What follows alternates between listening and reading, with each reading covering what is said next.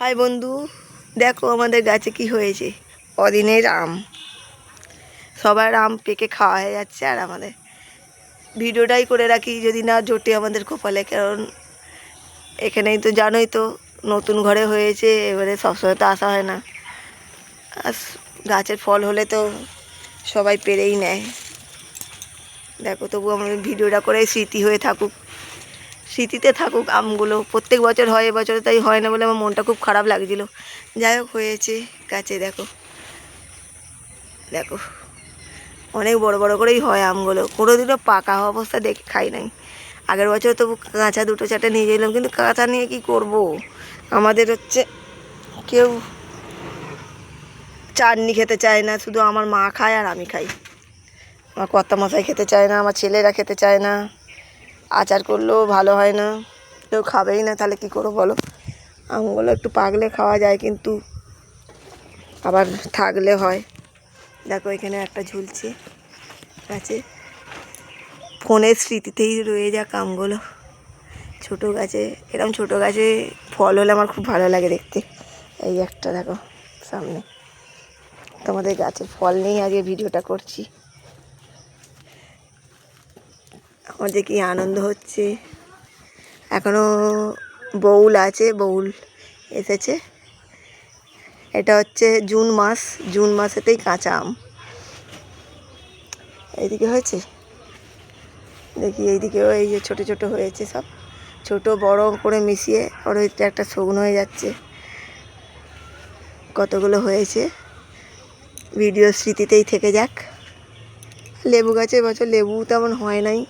এইদিকে ডালগুলো তো সব কেটে দিয়েছিল, ওইদিকে পিছন দিকের ডালে কটা ধরেছে ছোট ছোট, নেওয়া যাবে না এমন অবস্থা। ওই দিক দিয়ে এত বন জঙ্গল। দেখবে এইদিকে একটা লেবু হয়ে আছে, এই যে ওই দেখো একটা লেবু হয়ে আছে, লেবু আছে। এই গাছের ফল পাওয়া যায় না। আর আমার গাছগুলো, এই যে এখানে সব গাছগুলো হয়েছে দেখো। আর দেখো তোমাদের দেখাই কুমড়ো গাছ বসিয়েছি, সে সিম গাছগুলো তো চলে গেল। অনেক সিম দিয়েছিল এবছর, এক মনের মতো বোধহয় সিম হয়েছে আমার গাছে। এমনি লাগিয়েছিলাম, এখন এবারে কুমড়ো বসিয়েছি।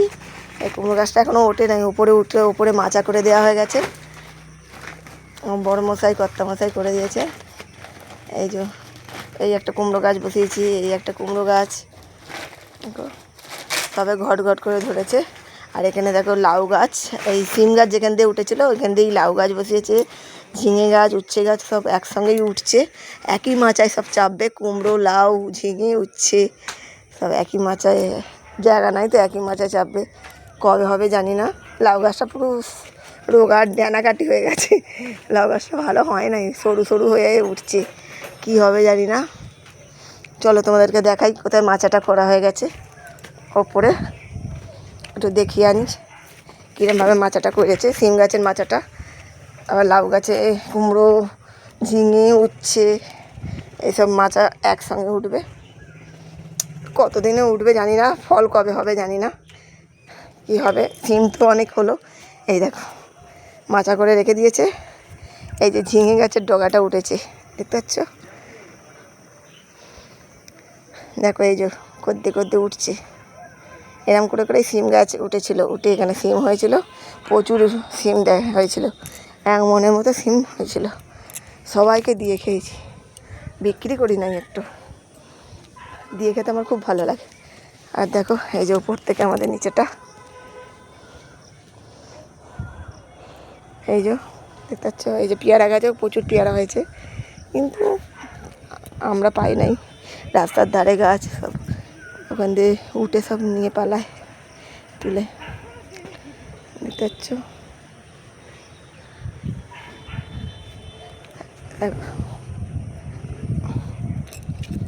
এখন বর্ষাকাল তো, ওই জন্য চারিদিকে একদম বন বাজারে ভর্তি হয়ে গেছে। দেখো আমাদের ঘরের পিছনে যাদের জায়গা তাদের দেখো বনে ভর্তি হয়ে গেছে। আর দেখো এটা পাশের বাড়ির সব বিলিতি আমড়া গাছ, আমড়া হয়েছে, আম গাছ সব, পিয়ার তাদেরও পাশের বাড়ি পিয়ার।